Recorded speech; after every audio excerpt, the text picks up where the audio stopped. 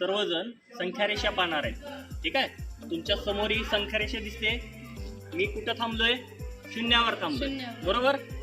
आता तुमच्या उजव्या साईडला जर संख्या बघत असाल, इथं बघा, उजव्या साईडला साऱ्या धनसंख्या आहेत आणि डाव्या साईडला साऱ्या ऋण संख्या आहेत. आणि प्रत्येक दोन संख्येमधलं अंतर कसं आहे?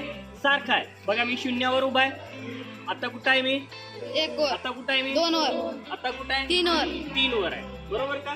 अशाच पद्धतीने जेव्हा मी शून्याच्या डाव्या साईडला जाईल, म्हणजे तुमच्या जेव्हा डाव्या साईडला जाईल तेव्हा कुठं आलो? ऋण 1. कुठं आलो? ऋण 2. कुठं आलो? ऋण 3. अशा पद्धतीने या संख्या रेषेवर पूर्ण संख्या आहेत. संख्या रेषेला इंग्लिशमध्ये काय म्हणतात? रिअल लाईन म्हणतात.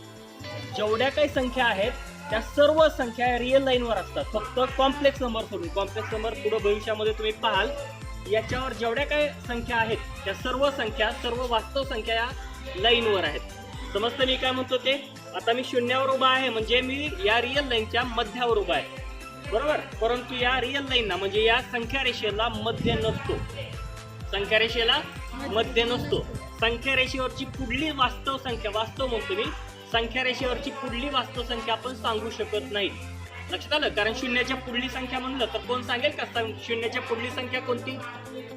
शून्याच्या पुढली संख्या कोणती? 1. परंतु संख्या शून्याच्या पुढली संख्या 0.1 पण असू शकतं ना, 0.01 पण असू शकेल. म्हणजे शून्याच्या पुढली आपण वास्तव संख्या सांगू शकत नाही, परंतु शून्याच्या पुढली नैसर्गिक संख्या आपल्याला सांगता येते. नैसर्गिक संख्या कोणकोणत्या असतात? इथं मी आलो तर 1, 2, 3, बरोबर का. त्या ऋण झाल्या, पण ऋण संख्या नैसर्गिक संख्या आहेत का? नाही. नैसर्गिक संख्या म्हणलं की कोणत्या संख्या?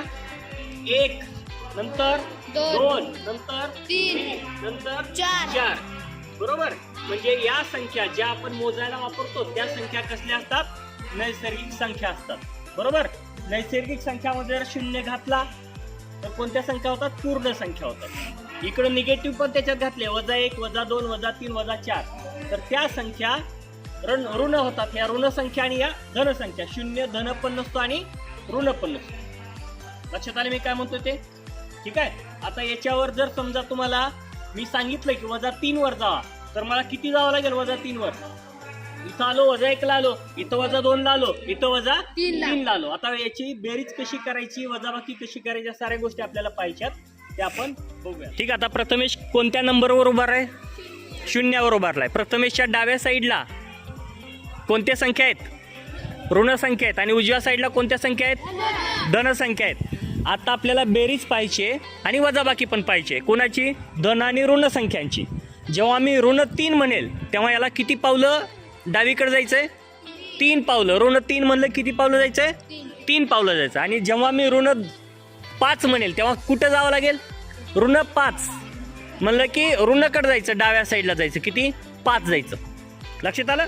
आणि जेव्हा मी धन 5 म्हणेल तेव्हा कुठं जायचं? धनकडे जायचं, म्हणजे उजव्या साईडला जायचं. मी काय म्हणतोय, तुम्ही सर्वांनी हे बघायचं आहे ना, बरोबर करताय का? आता मी सांगतोय आणि मी कसं बी सांगेल, धन आधी सांगेल, ऋण नंतर सांगेल. आणि हे याचा उपयोग काय होतो ते आपण पुढे बघूयात. ठीक आहे. प्रथमेश चालू झालं? तयार? नक्की. +5 - 7. +5 - 7. आता कसं जायचं? अगोदर जा. +5 मोजा. 1, 2, 3, 4 आणि 5. ठीक आहे. +5 ला आला ना. आता पुढे काय सांगितलं? +5 - 7 म्हणलंय. आता -7 म्हणजे कुठे जायचंय? इकडे जायचंय, राईट. घे. -1 - 2 - 3 - 4 - 5 - 6 - 7. -7 ला आलाय. त्यानं थांबलेला नंबर कोणता आहे बघा बरं? ऋण 2 आहे. म्हणजे याचाच मिनिंग काय? की +5 - 7 असेल तर यांची बेरीज काय होते? ऋण 2 होते. काय होते? ऋण 2 होते. समजले? ठीक आहे. आणखीन तो ओरिजिनला जा, म्हणजे 0ला, शून्यापाशी जा. जाऊन थांब बघ. ठीक आहे. कोण बेरीज येते? हां, -5 + 2. आता -5 जायचंय प्रथमेश. वजा जायचं म्हणजे वजा कुठं आहे? हां, -5 म्हणजे किती जावं लागेल? हां, चला. -1 - 2 - 3 - 4 आणि -5 ला उभा आहे. आता -5 च्या नंतर काय होतं? +2 का 9? +9. ठीक आहे. आता +9 म्हणजे कुठं जायचंय? उजवीकडे जायचंय. चला 1 2 3 4 5 6 7 8 आणि 9. आता बघितलं तर अंक कोणता आहे? धन 4 आहे. म्हणजे -5 अधिक 9ची किंमत काय? धन 4 प्लसमध्ये 4 असेल. ठीक आहे, समजले काय चालू आहे ते? ठीक आहे, आता वापस शून्यापाशी ये तसंच आहे आता चलत. हां, तू काय कर आता? 7 - 7 सांग मला संख्या रेषेवर. 7 अधिक 7 वजा 7. चल अधिक 7 वर चल. येतोय त्यानं बरोबर करतोय. 1 2 3 4 5 6 आणि 7. ओके 7. आता 7 अधिक 7 वर आलाय. आता वजा 7 वर यायचं म्हणजे कसं करावं लागेल? आता डावीकडे जावं लागेल. चला 1 2 3 4 5 6 आणि 7. म्हणजे कुठं आलाय त्यानं बघा? शून्यापाशी आलाय. म्हणजे 7 वजा 7 हे काय आहे? 0 आहे. हे आपण वजाबाकीत पाहतो, पण संख्या रेषेवर अशा पद्धतीनं या संख्या चालत असतात. समजले का? संख्या रेषा म्हणलं, या संख्या रेषेवर सारेच्या सारे नंबर्स असतात, ही गोष्ट लक्षात ठेवा. आता मी जर याला म्हणलं 0.5 वर जा, तर 0.5 कुठं असेल? 0 आणि 1च्या मध्ये असेल. कुठं असेल? 0 आणि 1च्या मध्ये असेल. 0 आणि 1 कुठं आहे बघा बरं? 0 कुठं आहे? हां, आणि 1 कुठं आहे? या दोघांच्या मध्ये म्हणजे अर्धा असतो. या दोघांच्या मध्ये म्हणजे कुठला पॉईंट असेल? कुठं असेल? हां, अर्धा असेल. अर्धा कुठं असेल? दोघांच्या एक्झॅक्ट मध्ये असेल. समजले? रेषेवर संख्या दाखवायची आपल्याला. संख्या कशी दाखवायची बघा. संख्या तुम्हाला काय काय दिसायला? 0 दिसायला. इकडं 1 2 3 4, इकडं -1 -2 -3 -4 संख्या दिसायला. आता जर पूर्णांक आणि अपूर्णांक संख्या असेल, म्हणजे परिमेय संख्या असेल, तर ती दाखवायची कशी? इथं मी तुम्हाला सांगतोय 3.1/5 दाखवायचे. काय दाखवायचे? 3.1/5. 3 पूर्णांक आहेत म्हणजे 3 वर जायचं. कुठे जायचं? 3 वर जायचं. 1 2 3 वर आलो. 3 वर आल्यानंतर 1/5 आहे ना, तर 3च्या पुढं मला किती भाग करायचे? 3 आणि 4चे 5 भाग करायचे, कारण 1/5 आहे. याचे 5 भाग केल्यानंतर कितवा भाग घ्यायचा आपल्याला? 1/5. म्हणजे 5व्यातला कितवा भाग घ्यायचा आहे?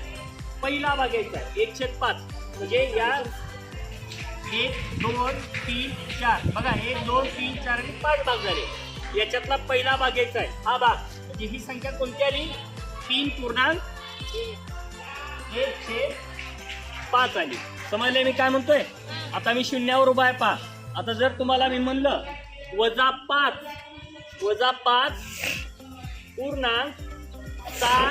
-7/8, तर काय करावं लागेल? -5 आहे ना, कुठं जावं लागेल? -5 वर जावं लागेल. -1 -2 -3 -4 -5 आणि पुढं काय म्हणलंय मी? 7/8 म्हणलंय. 8 मधले कितवा भाग घ्यायचा आहे? 7वा भाग घ्यायचा आहे. बघा, -5 आणि -6चे किती भाग करायचे? मग 8 भाग करायचे. 8 भाग करतोय. 1 ते करतो पहा. हे झाले 8 भाग. या 8 भागातला किती भाग घ्यायचा आहे? 7वा भाग घ्यायचा आहे. 7वा भाग कोणता आला बघा बरं? हा, 7वा भाग. म्हणजे हे आलं -5.7/8. 8व्यातला कितवा भाग आहे? 7वा भाग आहे. ठीक आहे, समजलं काय ते? ठीक आहे, तुम्हाला 4.4/5 या नंबरवर जाऊन दाखवायचा. ह्या नंबर दाखवायचा 4.4/5. 4 हां, 1 2 3 4. 4 रेषा मारल्यात म्हणजे किती भाग झाले? 5 भाग झाले. आता किती भागावर जायचंय? चौथ्या भागावर जायचं. 4/5. 4.4/5. बघ, पहिला भाग कोणता? 1. हा, दुसरा 2, तिसरा 3 आणि 4. ठीक आहे, तिथं लिही आता 4.4 किती? 4/5. 4/5. राईट. अशा पद्धतीनं संख्या रेषेवर ज्या संख्या दिलेल्या आहेत त्या संख्या दाखवू शकतो. ठीक आहे, काय अडचण? समजलंय? किमला नंबर देऊयात. -3.3/5. -3 आहे, -1 -2 -3 पूर्णांक 3/5. 3/5 किती करायचे भाग? 5 भाग करायचे. म्हणजे रेषा 4 मारावं लागतील मध्ये. समान. आता 1 2 3 आणि 4. आता किती दिले? 3/4 3/5 दिला ना. आता 3 नंबर बघ कुठे आहे ते? पहिली, दुसरी आणि तिसरी. हा, म्हणजे तो नंबर म्हणजे कोणता आहे? -3.3/5. बरोबर आलाय का? ठीक आहे, नंबर 1 ऋण 5,5/6 ऋण 1 ऋण 2 ऋण 3 ऋण 4 ऋण 5 ऋण 5,1 किती ऋण 5,1/6 करा 6 भाग करा